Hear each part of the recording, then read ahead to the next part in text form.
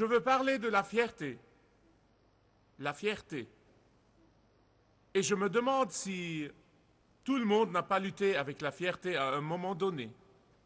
Mais aujourd'hui, je veux vous parler d'une certaine fierté dont vous pouvez être fiers. Je veux vous parler d'un certain type de fierté que vous pouvez cultiver et pratiquer tous les jours. Beaucoup d'entre nous ont entendu parler des 7 péchés mortels. Et la fierté est l'un de ces 7 péchés mortels qui sont difficiles à définir. Oh oui, je sais que les dictionnaires et les livres sont pleins de définitions de la fierté, mais en réalité, on peut mieux comprendre la fierté par ses symptômes que par sa définition. Donc, quels sont les symptômes de la fierté? Eh bien, je vais vous en lire 9 maintenant. 9 symptômes de la fierté. 1. Voler de la gloire de Dieu et s'attribuer le mérite des dons qu'il nous a donnés. Numéro 2. L'égocentrisme. Numéro 3. Un esprit autoritaire. Numéro 4. Le sentiment de supériorité. Numéro 5. Le sarcasme. Numéro 6. Un esprit critique qui s'érige en juge.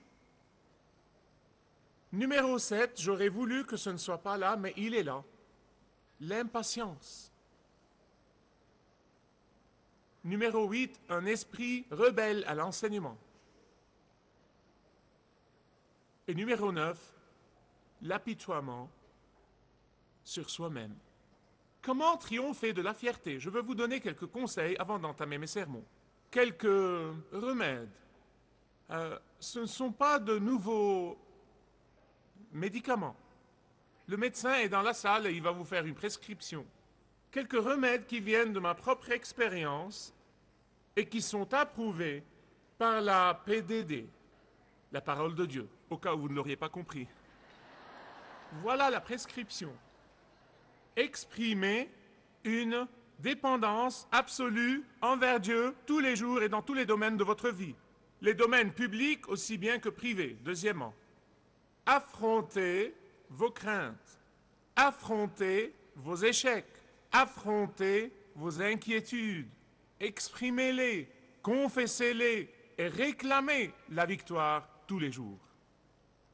Quelqu'un a dit, la fierté est comme une barbe. Vous devez la raser tous les jours. Vous ne pouvez pas la laisser pousser sans avoir l'air débraillé. Peter Marshall avait un conseil au sujet de la fierté, et il est très succinct. Il dit, quand tu réussis, ne te vante pas.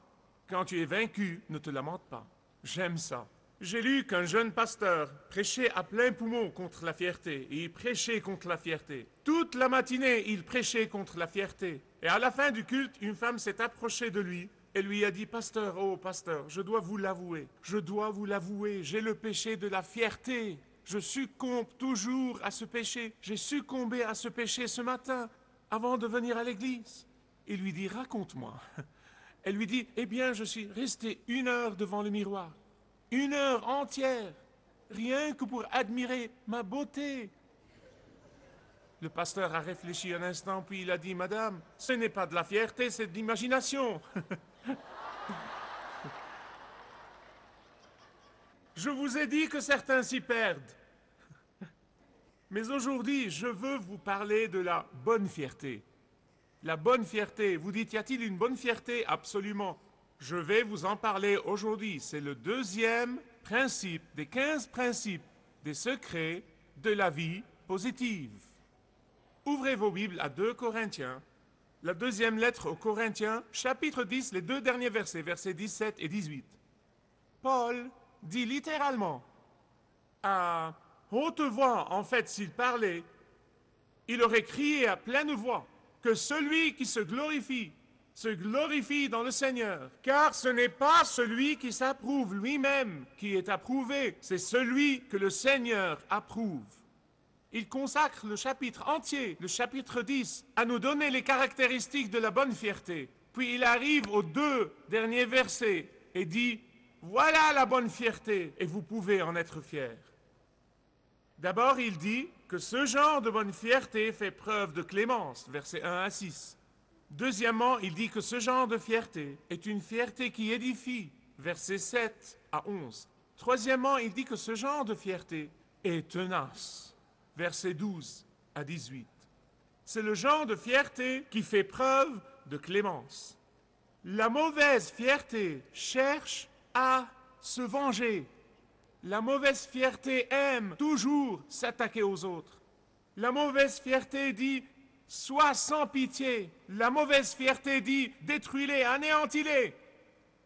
Mais la bonne fierté dit « sois doux, sois aimable, sois patient ». Lisez le premier verset. « Par la douceur » ou dans certaines traductions vous avez « bonté » du Christ, je vous prie. La plupart des gens, partout, ne comprennent pas bien la différence entre la faiblesse et la douceur. En fait, je pense si vous descendez dans la rue et que vous posez la question à quelqu'un, il vous dira que la douceur veut dire faiblesse. Mais la vérité, c'est qu'elles sont opposées. Elles ne pourraient pas être plus éloignées l'une de l'autre, car la douceur veut dire force, pas faiblesse, elle veut dire force maîtrisée.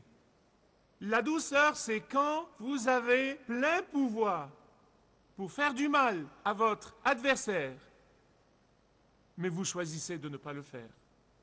Écoutez, mettre en doute la douceur n'est pas, ou la prendre pour de la faiblesse, n'est pas propre à notre culture. Cela fait des générations et des milliers d'années qu'il en est ainsi. Du temps de la culture romaine où vivait Paul, c'était le cas. Les gens ont toujours confondu la douceur avec la faiblesse, ce n'est pas nouveau. Ils ont pris la miséricorde et la compassion de Paul pour un manque d'assurance. Maintenant, voilà une chose que je ne veux pas que vous manquiez. Le monde ne comprendra jamais, jamais, jamais ça. Donc n'essayez même pas. La personne qui est hardie dans la vérité et dans la proclamation de la vérité, dans le soutien de la vérité, va toujours être perçue par le monde comme arrogante. Elle va être perçue comme s'érigeant en juge. Elle va être perçue comme intolérante. Elle va être perçue comme fanatique. Donc le monde ne va jamais comprendre cette dichotomie dans laquelle nous sommes appelés à vivre. Et Paul leur dit, écoutez, la bonne fierté, c'est qui Dieu est, pas qui je suis. Moi, je ne compte pas. Ça l'a rendu hardi dans la proclamation de la vérité. Mais en même temps, ça lui a donné de la compassion. Vous voyez, mes bien-aimés, les deux doivent aller ensemble. L'hardiesse pour la vérité et la compassion doivent aller ensemble. Et c'est très déroutant pour la société séculière dans laquelle nous vivons. Très déroutant. Ils pensent que notre compassion, ils pensent que notre amour sont un stratagème.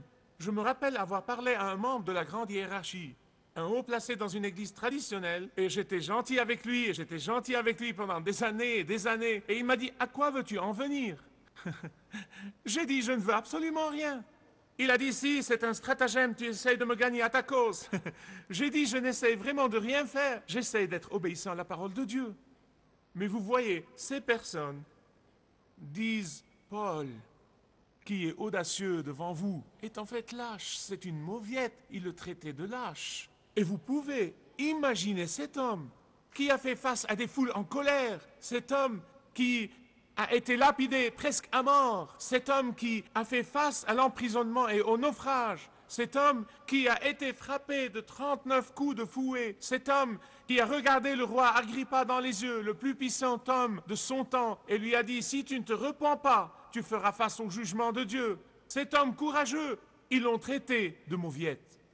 Mais vous voyez, ces critiques ne dérangeaient pas Paul. Savez-vous ce qui inquiétait Paul? Il s'inquiétait à l'idée que ses amis croient cet abominable mensonge. C'est tout ce qui le préoccupait. Il se défend ici dans ce chapitre. Le monde va toujours mal interpréter la compassion et la clémence.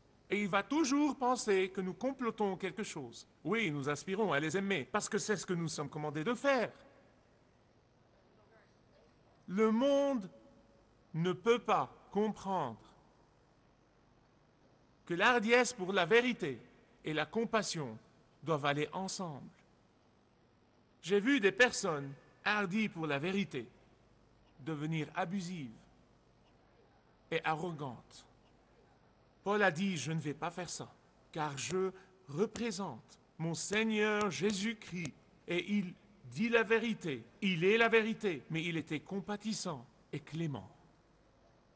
Ce qu'il n'avait pas compris, c'est que Paul lui-même reconnaissait ses propres insuffisances.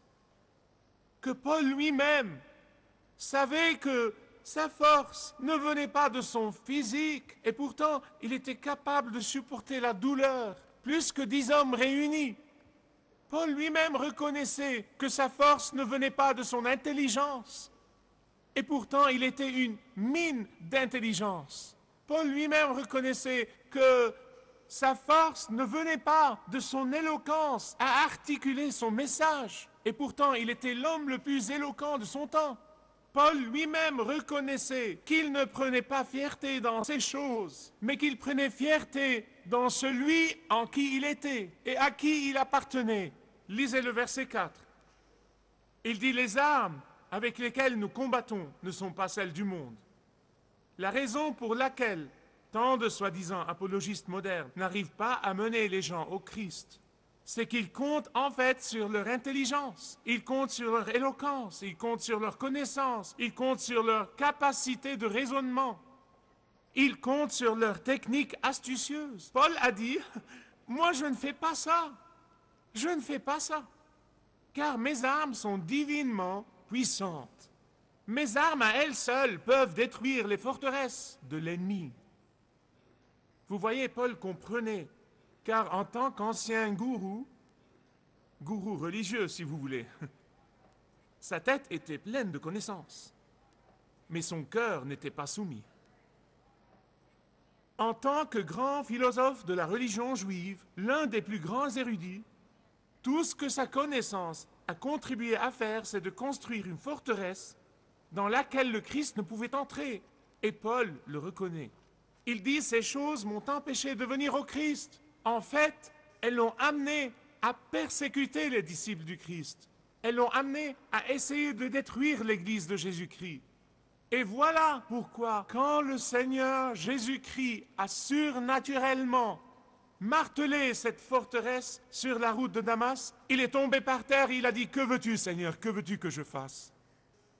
Seule la puissance de la parole de Dieu, et non pas les arguments subtils, peut détruire les forteresses. Bien-aimés, écoutez-moi. Le seul succès que vous et moi puissions connaître dans la guerre spirituelle, c'est de savoir comment manier l'épée de la parole de Dieu. C'est tout. La bonne fierté fait preuve de clémence. Deuxièmement, la bonne fierté édifie. Prenez les versets 7 à 11. Paul implore les Corinthiens de regarder l'évidence objectivement. Il dit, regardez l'évidence, regardez l'évidence. Il dit, ne me jugez pas d'après les apparences. Ne me jugez pas d'après ce que les autres disent de moi. Regardez comment j'ai vécu parmi vous. Regardez comment j'ai vécu parmi mes collègues jour et nuit. Ne regardez pas les apparences extérieures et les fausses accusations et les médisances de ces faux. Examinez leur vie et comparez-la à la mienne. Il était très franc et il ne leur cachait rien.